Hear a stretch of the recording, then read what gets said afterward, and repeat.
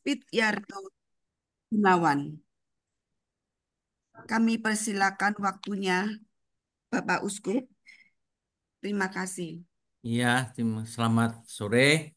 Saya bacakan sebagai pengantar surat pertama Rasul Petrus pasal 2 ayat 9 dan 10. 1 Petrus pasal 2 ayat 9 dan 10. Tetapi kamulah bangsa yang terpilih, imamat yang rajani, bangsa yang kudus, umat kepunyaan Allah sendiri, supaya kamu memberitakan perbuatan-perbuatan yang besar dari Dia yang telah memanggil kamu keluar dari kegelapan kepada terangnya yang ajaib. Kamu yang dahulu bukan umat Allah, tetapi yang sekarang telah menjadi umat-Nya, yang dahulu tidak dikasihani, tetapi yang sekarang telah beroleh belas kasihan. Demikianlah sabda Tuhan. Terpujilah Kristus. Saudara-saudari yang terkasih dalam Kristus, dalam renungan sore ini saya akan membahas kerahiman Allah menurut kitab Hosea. Untuk itu saya telah menyiapkan sedikit pengantar sebelum kita bersama-sama membaca dan mencoba mendalami kitab Nabi Hosea pada bab-bab pilihan.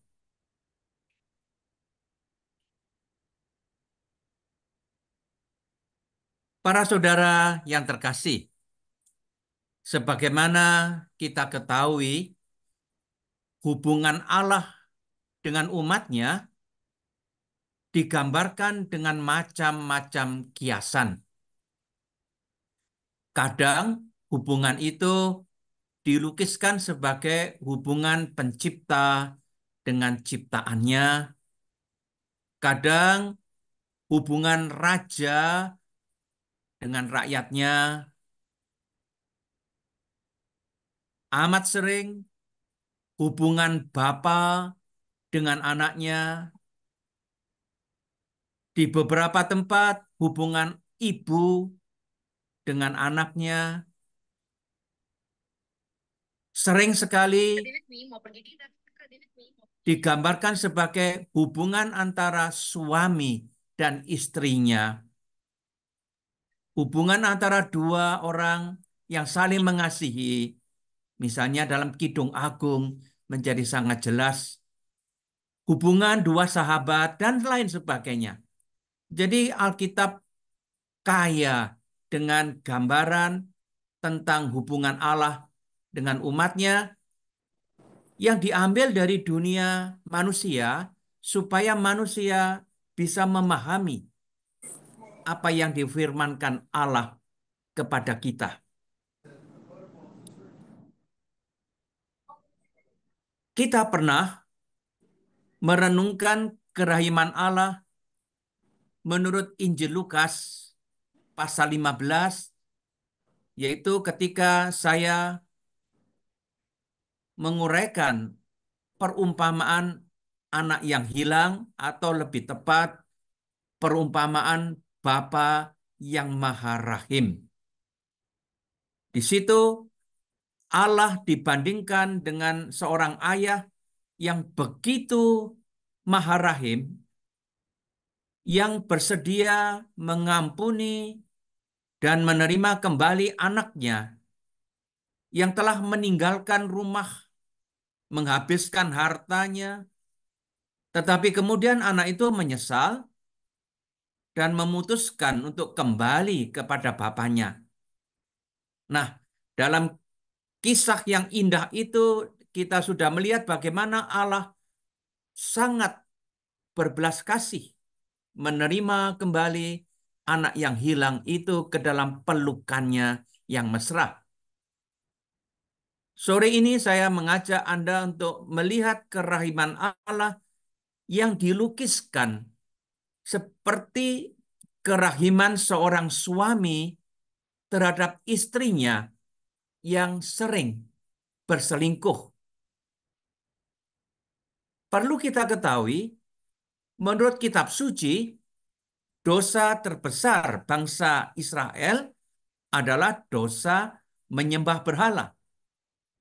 Dosa bangsa Israel dibandingkan dengan dosa seorang istri yang berselingkuh.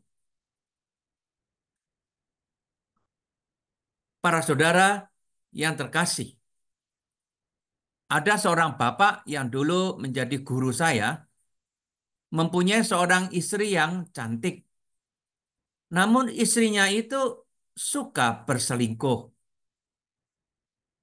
Meskipun demikian, bapak tersebut bersedia mengampuni istrinya dan menerima kembali istrinya yang cantik itu ketika istrinya kembali dan minta ampun.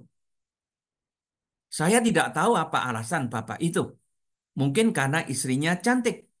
Tetapi saya yakin alasannya bukan itu, tetapi ada alasan yang lebih dalam. Dia menerima istrinya kembali karena memang dia mencintai istrinya dan karena bapak itu seorang yang amat saleh. Dia tahu sebagai orang Katolik bahwa pernikahan itu seumur hidup. Dia ingin setia kepada janji pernikahannya. Sungguh luar biasa bapak yang baru 2 tahun yang lalu meninggal dunia. Pernah juga dalam suatu pengakuan dosa, seorang ibu menangis dan bercerita bahwa suaminya telah berselingkuh. Ibu itu sangat sedih karena suaminya tidak setia. Dia sakit hati, dia sangat tersinggung. Akan tetapi, sungguh luar biasa. Dia bisa mengampuni suaminya karena dia mencintai suaminya, bersedia menerima kembali suaminya itu, dan sampai hari ini mereka tetap hidup bersama dengan rukun, dan saya harap mereka berbahagia. Memang contoh yang kedua ini terbalik, sebab bukan mengenai seorang istri yang berselingkuh, tetapi mengenai suami yang berselingkuh. Tapi pada intinya sama, kisah cinta suami istri di mana salah satu telah berkhianat. Dan itu suatu peristiwa yang menyakitkan, suatu peristiwa yang sungguh menyedihkan. Kedua contoh ini dapat saya pakai untuk melukiskan juga betapa besarnya cinta dan kerahiman Allah kepada kita. Bagi Anda yang mempunyai pasangan hidup, bagi Anda yang hidup dalam pernikahan, tentu lebih mudah memahami betapa sakitnya hati seorang yang dikhianati oleh pasangan hidup. Anda tentu lebih mudah memahami betapa besar cinta dan belas kasih seseorang yang bersedia mengampuni dan menerima kembali pasangan hidupnya itu. Semoga perasaan ini dapat menyertai Anda ketika nanti kita melihat beberapa pasal dalam kitab Nabi Hosea. Sebagaimana sudah saya sebut di atas, di dalam Alkitab Tuhan Allah dilukiskan sebagai suami bagi umat Israel. Sering digambarkan sebagai hubungan cinta pernikahan. Kitab Nabi Hosea merupakan kitab yang sangat terkenal karena melukiskan kerahiman Allah tersebut. Para ahli kitab suci kadang menamai kitab Nabi Hosea itu sebagai kitab seorang nabi cinta kasih. Karena kitab Nabi Hosea mewartakan cinta kasih Allah yang luar biasa. Kitab ini melukiskan kerahiman Allah yang bersedia menerima bangsa Israel yang berkali-kali telah mengkhianati Allah dengan menyembah berhala, menyembah dewa-dewa lain. Dalam hal ini yang dimaksud adalah dewa Baal.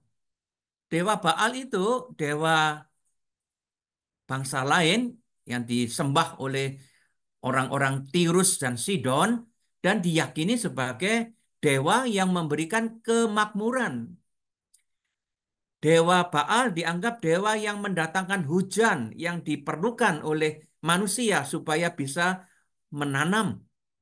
Dewa ini diakui sebagai pemberi gandum, pemberi minyak, pemberi anggur.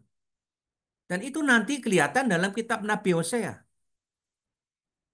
Nabi Hosea menggambarkan dosa bangsa Israel sebagai seorang istri yang meninggalkan suaminya dan mengira kekasihnya itu yang memberi kemakmuran, yaitu gandum, minyak, anggur, dan sebagainya.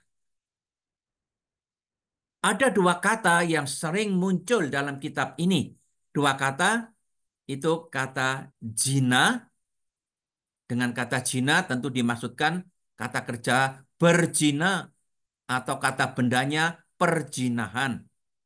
Dan kata kedua adalah kata sundal. Yang dimaksud tentunya persundalan juga. Jadi kata benda maupun kata sifat. Kedua kata ini muncul 29 kali dalam kitab Nabi Hosea. Begitu sering muncul.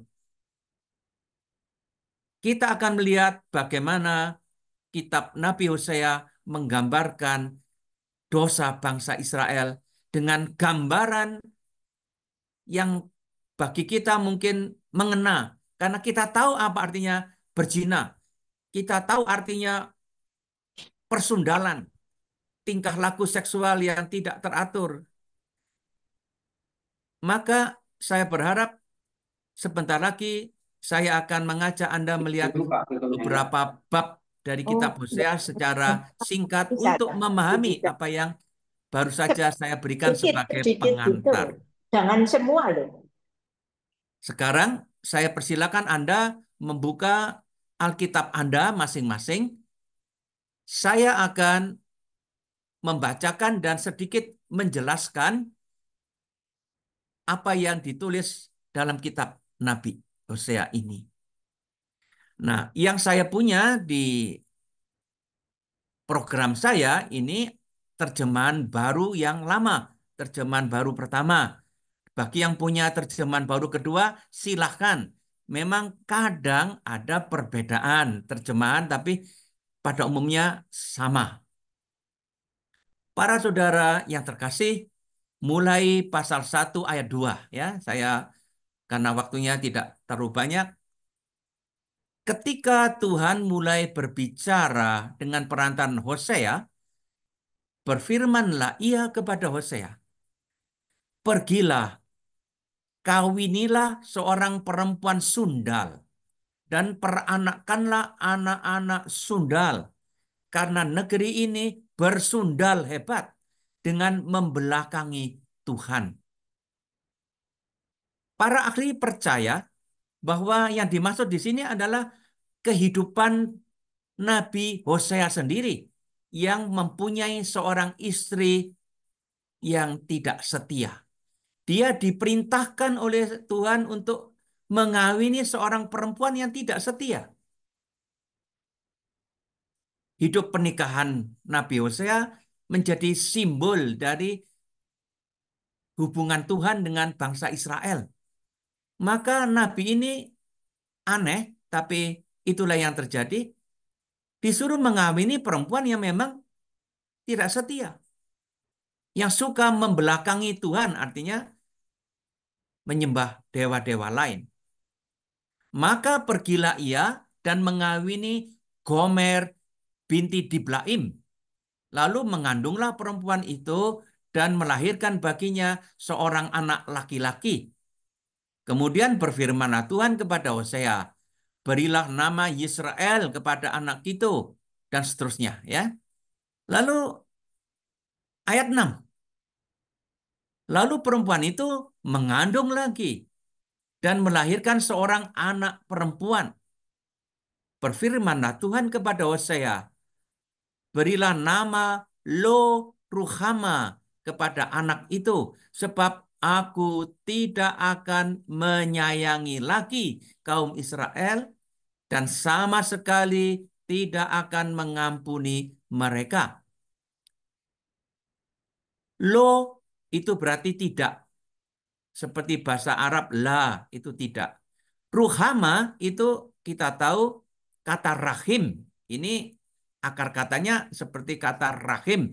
Jadi lo tidak, ruhama dirahimi. Jadi anak Nabi Hosea yang kedua punya arti simbolis bahwa Israel tidak akan lagi dikasihani oleh Tuhan karena dosanya. Lalu pada ayat 9, ayat 8, sesudah menyapih Lo Ruhama, mengandunglah perempuan itu lagi dan melahirkan seorang anak laki-laki. Anak yang ketiga diberi nama apa? Ayat 9. Berilah nama Lo Ami kepada anak itu. Lo tidak, Ami umatku. Jadi anak yang ketiga ini punya arti dia bukan umatku. Karena Allah akan menolak Israel yang berdosa itu sebagai umatnya. Putus hubungan, putus perjanjian. Nah, inilah ancaman yang diberikan Tuhan lewat Nabi Hosea kepada bangsa Israel yang berdosa, yang menyembah berhala. Nah, kita bisa lanjutkan pembacaan kita. Hosea pasal 2. Katakanlah kepada saudara-saudaramu laki-laki, Ami, dan kepada saudara-saudaramu perempuan, Ruhama. Para saudara, bagi saya sungguh mengagumkan. Baru saja Tuhan memberikan ancaman kepada bangsa Israel, akan menolak mereka, akan menghukum mereka, tidak mengakui mereka. Tiba-tiba pada pasal 2 sudah ada nubuat bahwa hukuman itu akan berakhir. Jadi kalau tadi nama anak kedua, anak ketiga Lo Ami, sekarang akan menjadi Ami. Bukan umatku, sekarang berubah menjadi umatku. Itu pengampunan namanya. Itu kerahiman Allah yang melakukan itu. Dan kepada anak yang kedua, perempuan yang tadi dinamakan Lo Ruhama, tidak dikasihani, tiba-tiba menjadi Ruhama. Artinya yang dikasihani. Perubahan besar ini terjadi hanya karena Allah Maha Rahim kepada umatnya. Dia bersedia mengampuni umatnya asal umatnya mau bertobat dan kembali kepadanya. Nah, sesudah itu kita lihat sebentar bagaimana Tuhan melalui Nabi Hosea menggambarkan dosa Israel. Adukanlah ibumu, adukanlah sebab dia bukan istriku dan aku ini bukan suaminya. Biarlah dijauhkannya sundalnya dari mukanya dan jinahnya dari antara buah dadanya. Kata sundal dan kata jinah yang tadi saya katakan muncul 29 kali. Inilah gambaran dari istri Nabi Hosea suka berzina, bersundal di bukit-bukit di mana ada pelacuran suci. Allah mengancam supaya istrinya itu atau umat Israel itu berhenti berbuat demikian, berhenti menyembah berhala. Sebab kalau tidak, Tuhan akan mempermalukan umatnya itu seperti di sini dikatakan pada ayat 3, supaya jangan aku menanggalkan pakaiannya sampai dia telanjang dan membiarkan dia seperti pada hari dia dilahirkan, membuat dia seperti padang gurun dan membuat dia seperti tanah kering, lalu membiarkan dia mati kehausan. Tentang anak-anaknya, aku tidak menyayangi mereka, sebab mereka adalah anak-anak sundal. Sebab ibu mereka telah menjadi sundal. Dia yang mengandung mereka telah berlaku tidak senonoh. Sebab dia berkata, aku mau mengikuti para kekasihku.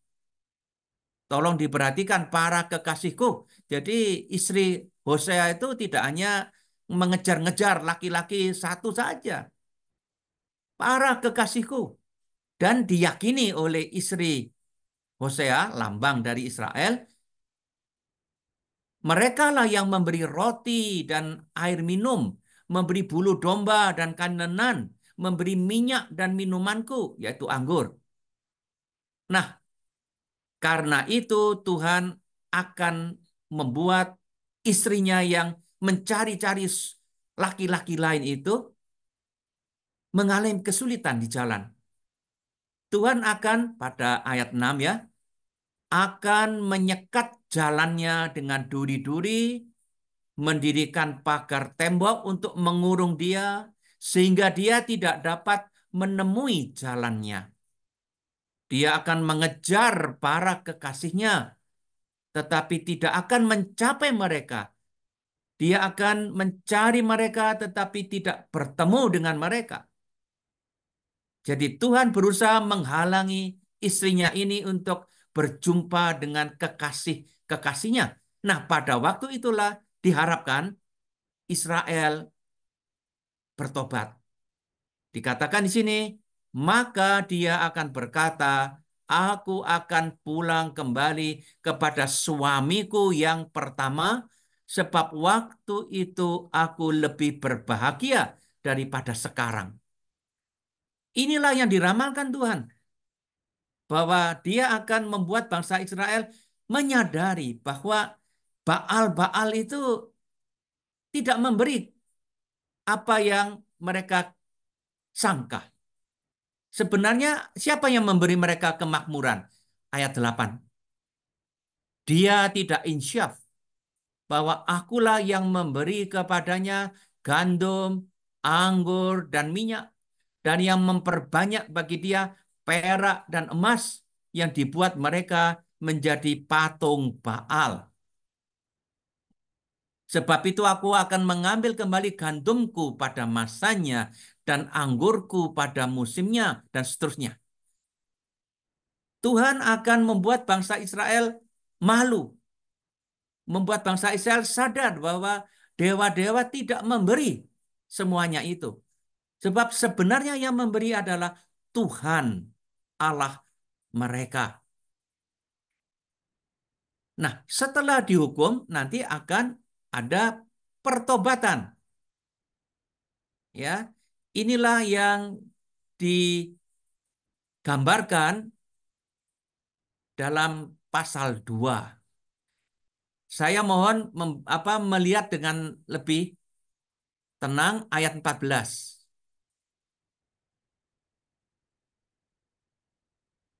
Sebab itu sesungguhnya aku ini akan membujuk dia dan membawa dia ke padang gurun dan berbicara menenangkan hatinya. Atau terjemahan lain bisa berbicara dengan lemah lembut kepada hatinya. Saya akan coba bandingkan dengan terjemahan baru apakah sama, Ya, ayat 14. Sebab itu sesungguhnya aku akan membujuk dia dan membawa dia ke padang gurun, lalu berbicara memikat hatinya. Usaha Tuhan untuk kembali mengajak istrinya pulang. Dia akan membujuk istrinya, bicara dari hati ke hati, berbicara secara mendalam dengan istrinya yang tidak setia ini, dengan lemah lembut, menyadarkan istrinya akan kedosaannya, dan akan memberikan kepadanya kebun anggur, membuat lembah Akor menjadi pintu pengharapan. Nah, dengan memberi kepada Israel segala kemakmuran itu, Tuhan berharap bahwa bangsa Israel bertobat dan menyadari. Nah, dikatakan pada ayat 15, maka dia akan merelakan diri di sana seperti pada waktu masa mudanya, seperti pada waktu dia berangkat keluar dari tanah Mesir. Para saudara, bangsa Israel ketika dibebaskan dari Mesir itu kayak gadis-gadis yang masih polos, gadis yang masih bisa menerima cinta Tuhan, cinta masa muda, berkobar-kobar. Ketika itulah Tuhan merasa bahwa bangsa Israel yang baru keluar dari Mesir, yang dalam kesulitan besar, punya hati yang lebih mudah dipikat. Maka Tuhan ingin kembali ke masa itu, membawa Israel kembali ke masa lampau ketika cintanya masih tulus. Inilah kasih Tuhan yang berusaha mengasihi terus meskipun bangsa Israel itu tidak setia. Nah, saya teruskan sebentar, tinggal memang bisa disingkat ini.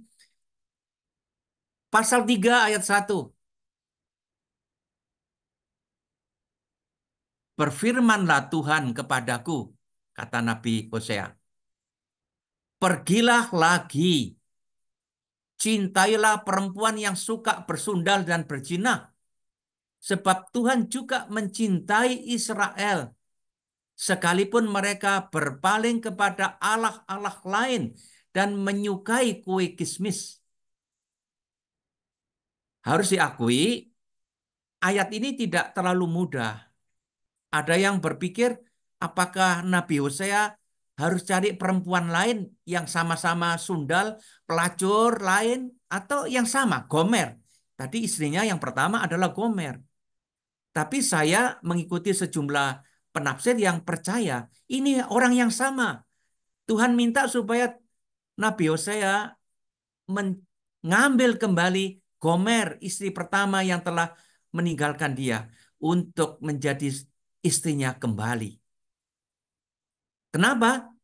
Karena dengan demikian menjadi jelas simbolismenya, yaitu Tuhan tetap mencintai orang Israel sekalipun mereka berpaling kepada allah-allah lain. Saya coba bacakan dari terjemahan baru, sedikit berbeda tetapi intinya sama. Ya, engkau pergilah lagi, pergilah lagi, cintailah perempuan yang memiliki kekasih dan suka berzina. Itu artinya istrinya itu telah meninggalkan dia untuk cari kekasih lain. Seperti Tuhan juga mencintai orang Israel sekalipun mereka berpaling kepada ilah-ilah lain dan menyukai kue kismis sajian. Inilah nasib Nabi Hosea. Pernikahannya dipakai oleh Tuhan untuk menggambarkan kerahiman Allah. Dia diminta untuk membeli mantan istrinya yang tidak setia ini dari orang lain. Dia bayar dengan 15 shikal perak dan 1,5 homer jelai. Dia beli istrinya kembali sebagai lambang bahwa Tuhan tetap mencintai Israel meskipun berkali-kali telah meninggalkan Tuhannya. Sungguh luar biasa cinta Tuhan yang digambarkan di sini. Sekali lagi, bagi Anda yang hidup dalam pernikahan, mungkin jauh lebih mengerti, bisa merasakan betapa besarnya kasih Tuhan dalam hal ini. Digambarkan dengan perumpamaan yang diambil dari dunia pernikahan. Saya tidak punya banyak waktu, saya melompat ke pasal 11. Ya. Pasal 11 ayat 8 dan seterusnya. Masakan aku membiarkan engkau, hai Efraim, menyerahkan engkau, hai Israel? Masakan aku membiarkan engkau seperti Atma, membuat engkau seperti Sebolin? Hatiku berbalik dalam diriku, belas kasihanku bangkit serentak. Kalau kita manusia, mungkin akan dendam kepada pasangan hidup yang sering berselingkuh. Kita sering dendam kepada orang-orang yang menyakiti hati kita. Dan begitu dua kali melakukan kesalahan, kita akan mengatakan, jangan harap saya akan mengampuni kamu lagi. Sudah dua kali kamu melakukan ini. Itu manusia. Mudah dendam, sulit mengampuni, sulit melupakan kesalahan orang. Tapi Tuhan tidak. Di sini dengan indah dikatakan, aku tidak akan melaksanakan murkaku yang bernyala-nyala itu. Tidak akan membinasakan Efraim kembali. Mengapa Tuhan mau mengampuni dan berbelas kasihan kepada umatnya? Alasannya, sebab aku ini Allah dan bukan manusia. Kalau manusia mungkin sulit mengampuni, dendam. Tapi Allah itu bukan manusia. Hatinya adalah lautan belas kasih. Selama manusia masih mau kembali, selama manusia masih mau bertobat, Tuhan selalu bersedia menerima orang itu. Inilah kerahiman Allah yang digambarkan dengan indah dalam kitab Nabi Hosea. Semoga kita semakin meyakini kerahiman Allah yang sungguh nyata dalam hidup kita melalui Yesus Kristus. Dan tadi saya kutip dari surat Petrus, kita yang dulu bukan umatnya, sekarang umatnya. Kita yang dulu tidak dikasihani, sekarang di dalam Yesus Kristus, kita adalah orang-orang yang dikasihani Tuhan. Sekian renungan sore ini, Tuhan memberkati. Terima kasih untuk Bapak Terima kasih Uskup Bapak Uskup. telah membuka